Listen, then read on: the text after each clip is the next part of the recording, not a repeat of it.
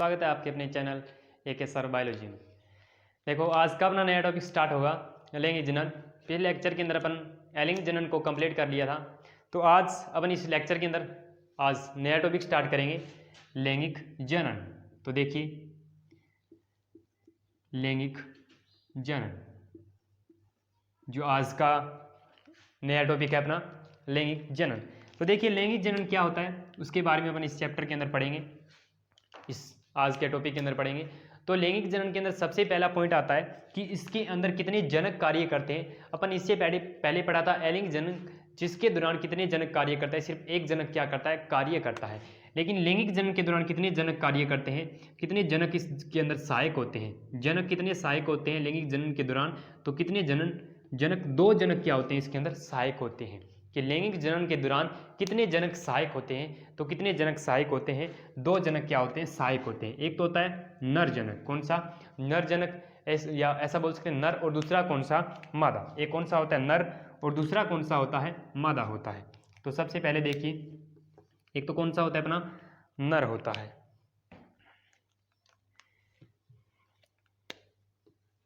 नर, और दूसरा कौन सा होता है, मादा जनक। सबसे पहला जनक कौन सा, नर जनक, और दूसरा कौन सा होता है, मादा जनक। लैंगिक जनन के दौरान क्या होता है, दो जनक क्या होते हैं इसके अंदर सहायक होते हैं, नर जनक और मादा जनक, ठीक है। और लैंगिक जनन के दौरान इसका दूसरा पॉइंट कि इसके दौरान युग्मक क्या क्या होता है, निर्माण होता है। किसका निर्माण होता है, युग्मक का क्या होता है, निर्माण। और युग्मक कितने कार्य करते हैं इसके अंदर, दो युग्मक क्या करते हैं, कार्य करते हैं। किसके दौरान, लैंगिक जनन के दौरान कितने युग्मक कार्य करते हैं, दो युग्मक क्या करते हैं, कार्य करते हैं। कौन कौन से युग्मक कार्य करते हैं, एक तो होता है नर युग्मक, कौन सा होता है, नर युग्मक, और दूसरा कौन सा होता है, मादा युग्मक।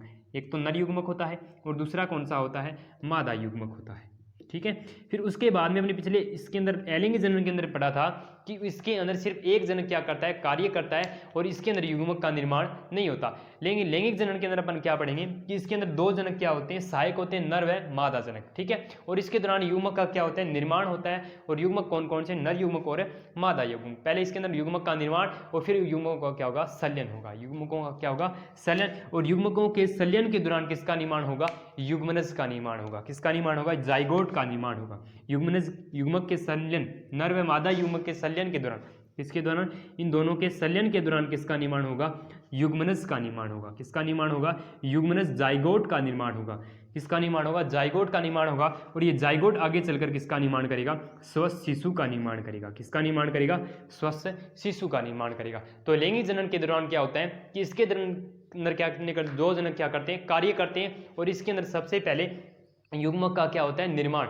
और युग्मक के निर्माण के पश्चात युग्मक का क्या होता है, संलयन। और युग्मकों के संलयन के दौरान किसका निर्माण होता है, युग्मनज का निर्माण। और जो आगे चलकर किसका निर्माण करता है, स्वस्थ शिशु का क्या करता है, निर्माण करता है, ठीक है। फिर उसके बाद में आती है नेक्स्ट अपनी प्रजनन की अवस्थाएं। नेक्स्ट अपना इसके अंदर लैंगिक जनन के अंदर नेक्स्ट टॉपिक क्या आता है, प्रजनन की अवस्थाएं। तो देखिए अपना इसी के अंदर नेक्स्ट पॉइंट रहेगा प्रजनन की अवस्थाएं। तो देखिए नेक्स्ट आती है प्रजनन की अवस्थाएं। प्रजनन की अवस्थाएं, और प्रजनन की मुख्यतः कितनी अवस्थाएं होती है। तो देखिए प्रजनन की मुख्यतः तीन अवस्थाएं होती है। कितनी अवस्थाएं होती है, तीन अवस्थाएं। कौन कौन सी होती है उसको भी देखेंगे कि प्रजनन की मुख्यतः कितनी अवस्थाएं होती है, तीन अवस्थाएं। सबसे पहले कौन सी आती है, किशोरावस्था। सबसे पहले कौन सी आती है, किशोरावस्था आती है, किशोरावस्था। फिर उसके बाद में दूसरी कौन सी आती है, प्रजनन प्रावस्था। कौन सी आती है, प्रजनन अवस्था या प्रजनन प्रावस्था बोल सकते हैं, प्रजनन अवस्था। फिर उसके बाद में तीसरी कौन सी आती है, तो तीसरी आती है जीर्ण अवस्था या जीर्ण अवस्था, जीर्ण अवस्था। प्रजनन की कितनी अवस्थाएं होती हैं, मुख्यतः तीन अवस्थाएं होती है इसकी। सबसे पहले किशोर अवस्था, उसके बाद में प्रजनन अवस्था, और तीसरी कौन सी होती है, जीर्ण अवस्था। तो सबसे पहले अपन किसके बारे में चर्चा करेंगे, किशोर अवस्था के बारे में चर्चा करते हैं। तो सबसे पहले देखिए किशोर अवस्था क्या होती है। इसके दौरान क्या होता है कि सबसे पहले जीव का क्या होता है, जन्म होता है। जीव का क्या होता है, जन्म। उसके जन्म के पश्चात, ठीक है, जीव के जन्म के पश्चात उसकी तेजी से उसकी क्या होना, वृद्धि होना। जीव के जन्म के पश्चात उसकी तेजी से क्या होना, उसकी वृद्धि होना, उसके शरीर की क्या होना, वृद्धि होना। उसकी कौन सी अवस्था के अंदर आता है, किशोरावस्था के अंदर। देखो ये तो किसके अंदर हो रहा है, ऐसा जंतुओं के अंदर। किसके अंदर हो रहा है, जंतुओं के अंदर, कि कोई भी जीव है उसके जन्म के पश्चात उसकी तेजी से क्या होना, वृद्धि होना। कौन सी अवस्था के अंदर आता है, किशोरावस्था के अंदर। ऐसा तो किसके अंदर पाया जाता है, जंतुओं के अंदर।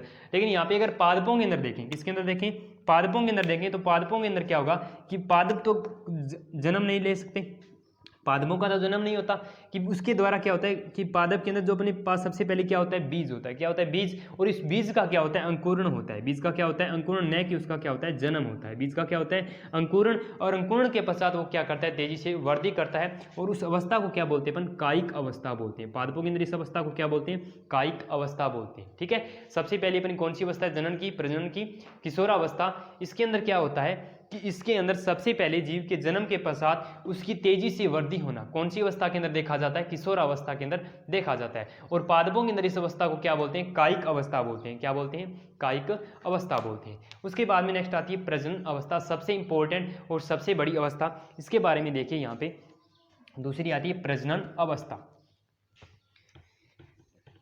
सबसे इंपॉर्टेंट और सबसे बड़ी अवस्था है। यहाँ से इसके बारे में देखते हैं अपन। दूसरी अपने पास क्या आती है, चलो इसको भी रफ कर देते हैं कंप्लीट को। अब देखिए दूसरी अपने पास कौन सी आती है, प्रजनन अवस्था।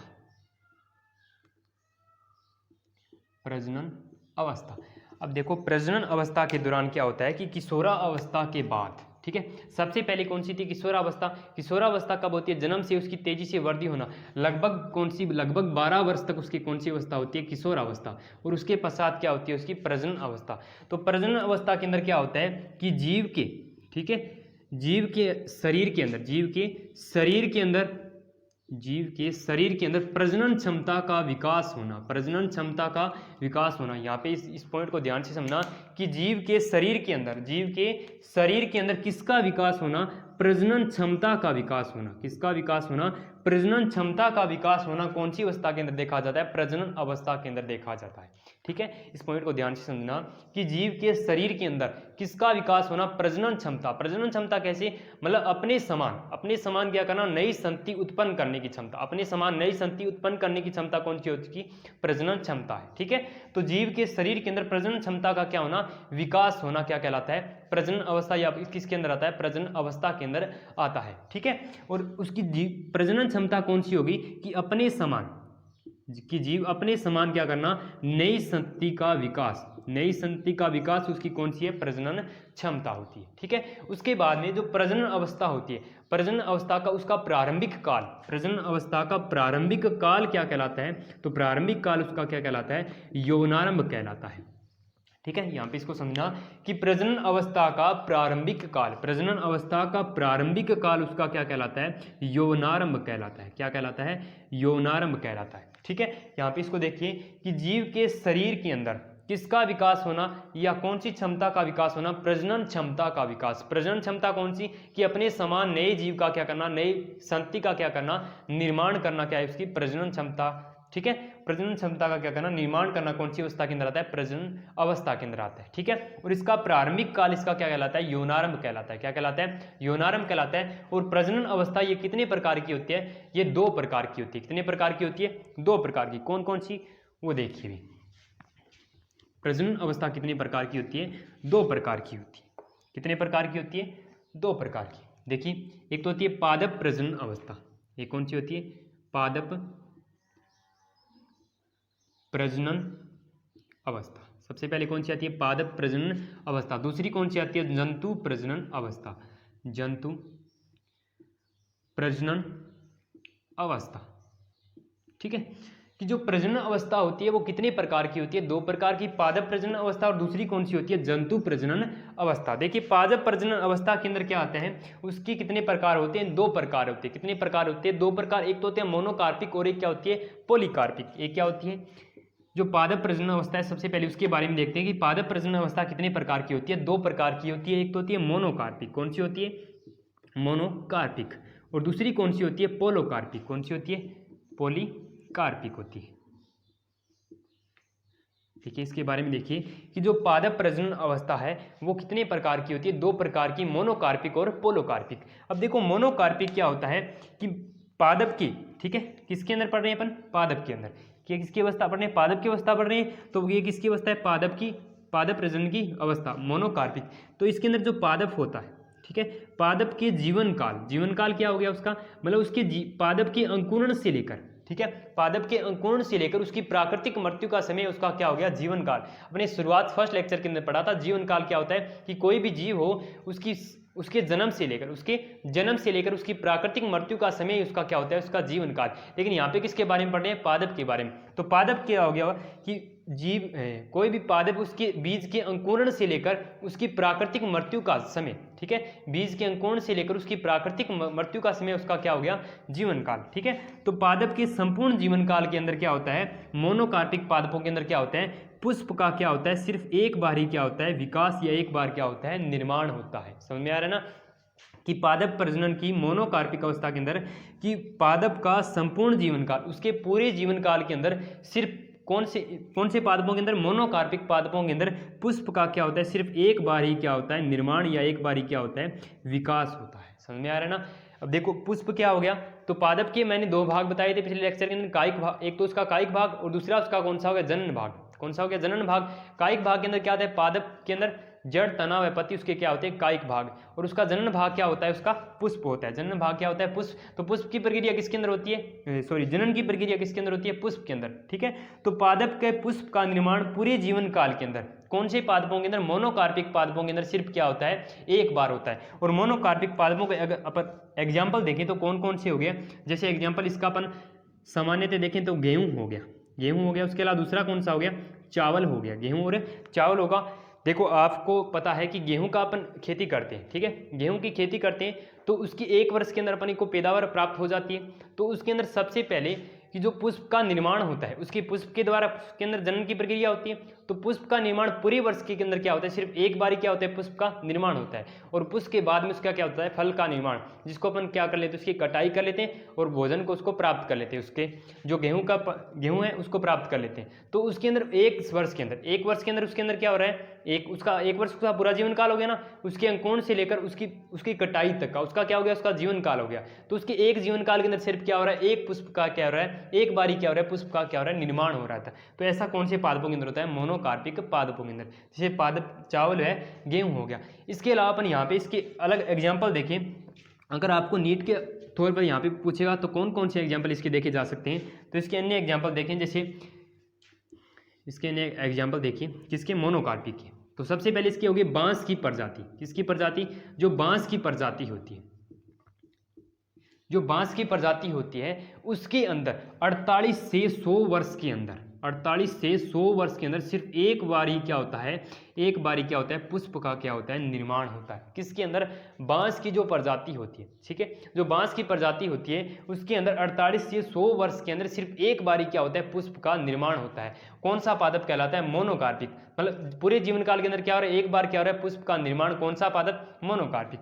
बांस की प्रजाति कौन सा पादप है, मोनोकार्पिक। उसके अलावा इसका अन्य एग्जाम्पल देखिए, देखो बांस की प्रजाति के अंदर क्या हो रहा है, पूरे जीवन काल के अंदर 48 से 100 वर्ष के अंदर क्या हो रहा है, एक बार क्या हो रहा है, पुष्प का निर्माण हो रहा है। ठीक है, उसके अलावा जैसे गेहूं हो गया, चावल हो गया, ये इसके क्या हो गए, एग्जाम्पल हो गए। उसके बाद दूसरा कौन सा आता है, पोलोकार्पिक। दूसरे कौन सा आता है, पोलोकार्पिक।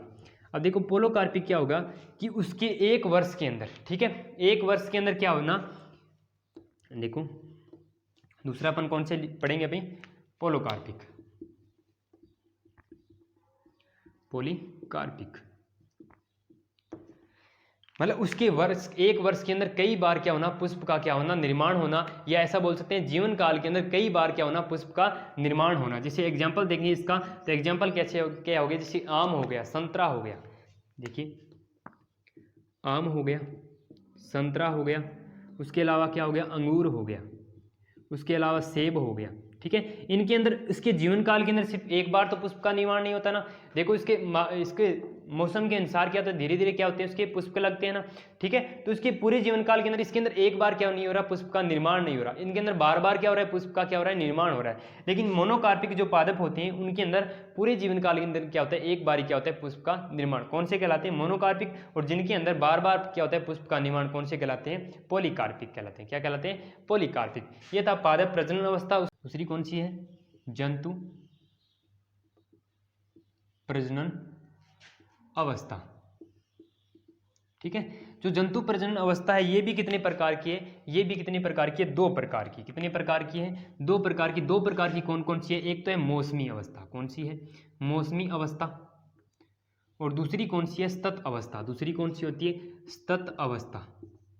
कौन सी होती है, स्तत अवस्था। देखो कि जो जंतु प्रजनन अवस्था है वो कितने प्रकार की होती है, दो प्रकार की, मौसमी अवस्था और दूसरी कौन सी है, स्तत अवस्था। दूसरी कौन सी है, स्तत अवस्था। तो मौसमी अवस्था को देखते हैं सबसे पहले कि इसके अंदर क्या होता है कि एक वर्ष के अंदर, इसके अंदर क्या होता है, एक वर्ष के अंदर या एक वर्ष के अंदर कोई विशेष मौसम के अंदर, कोई विशेष मौसम के अंदर क्या होना, प्रजनन की क्रिया होना, विशेष मौसम के अंदर क्या होना, प्रजनन की प्रक्रिया क्या होना, संपन्न होना। और ऐसा किसके अंदर देखा जाता है, तो ऐसा मेंढक व छिपकली के अंदर, किसके अंदर देखा जाता है, छिपकली के अंदर देखा जाता है। किसके अंदर देखा जाता है, छिपकली के अंदर देखा जाता है। ठीक है, इसके दौरान क्या होता है, मौसमी अवस्था के अंदर क्या होता है कि इसके अंदर एक वर्ष के अंदर, एक वर्ष के अंदर कोई विशेष मौसम के अंदर क्या होना, प्रजनन की प्रक्रिया संपन्न होना। और ऐसा किसके अंदर देखा जाता है, छिपकली के अंदर देखा जाता है। और दूसरी कौन सी अपनी, स्तत अवस्था। दूसरी कौन सी है, स्तत अवस्था। तो स्तत अवस्था के अंदर क्या होता है कि इसके अंदर एक वर्ष के अंदर, एक वर्ष के अंदर कभी भी क्या हो सकता है, प्रजनन की क्रिया संपन्न हो सकती है। प्रजनन की क्रिया कभी भी प्रजनन की प्रक्रिया हो सकती है। और ऐसा किसके अंदर होता है, तो ऐसा होता है, देखिए मानव के अंदर, किसके अंदर होता है, मानव के अंदर। उसके अलावा बंदर के अंदर, किसके अंदर, बंदर के अंदर। और किसके अंदर आओ, लंगूर के अंदर। किसके अंदर, लंगूर के अंदर।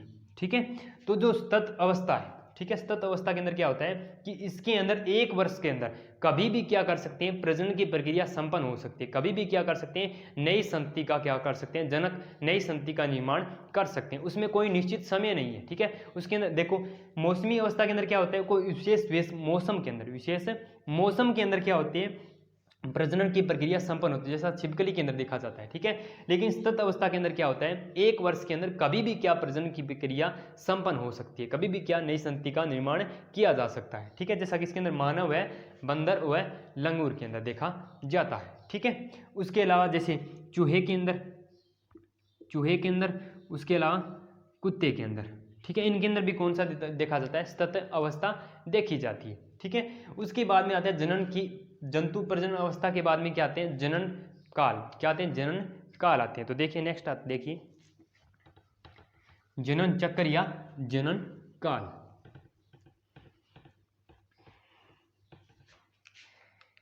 नेक्स्ट अपना टॉपिक है प्रजनन चक्र, प्रजनन चक्र। और जो प्रजनन चक्र होते हैं वो कितने प्रकार के होते हैं, दो प्रकार के। कितने प्रकार के होते हैं, दो प्रकार के। कौन कौन से होते हैं, सबसे पहला होता है मासिक चक्र। कौन सा चक्र होता है, मासिक चक्र। और दूसरा कौन सा होता है, मध चक्र। दूसरा कौन सा होता है, मध चक्र होता है। ठीक है, जो प्रजनन चक्र होते हैं वो कितने प्रकार के होते हैं, दो प्रकार के। एक तो होता है मध चक्र और दूसरा, पहला कौन सा होता है मासिक चक्र और दूसरा कौन सा होता है मध चक्र। अब देखो इनके अंदर क्या होता है कि मासिक चक्र के दौरान, ठीक है, मासिक चक्र के अंदर कौन कार्य करता है, जो प्राइमेट मादा होती है, कौन सी, जो प्राइमेट मादा होती है।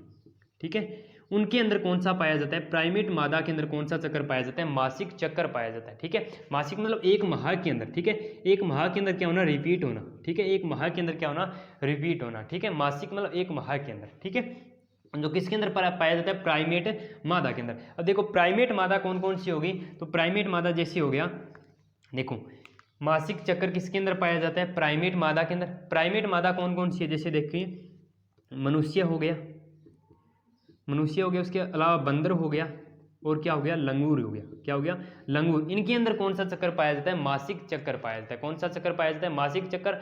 मासिक चक्कर कौन किसके अंदर पाया जाता है, प्राइमेट मादा, जैसे मनुष्य, बंदर व लंगूर। इस चक्कर के दौरान इनके अंदर क्या होता है, जो मादा की योनि के अंदर, ठीक है, मादा की योनि से किसका स्त्राव होता है, रक्त का स्त्राव होता है। किसका स्त्राव होता है, रक्त का स्त्राव। मासिक चक्कर किसके अंदर चलता है, प्राइमेट मादा के अंदर। किसके अंदर पाया जाता है, प्राइमेट मादा के अंदर पाया जाता है। जैसे हो गया मनुष्य हो गया, बंदर हो गया और लंगूर हो गया। ठीक है, इनके अंदर कौन सा पाया जाता है, मासिक चक्कर पाया जाता है, जिसके दौरान मादा की योनि से किसका स्त्राव होता है, रक्त का क्या होता है, स्त्राव होता है। ठीक है, उसके अलावा अपने पास दूसरा कौन सा है, मध चक्र। दूसरा कौन सा पाया जाता है, मध चक्र।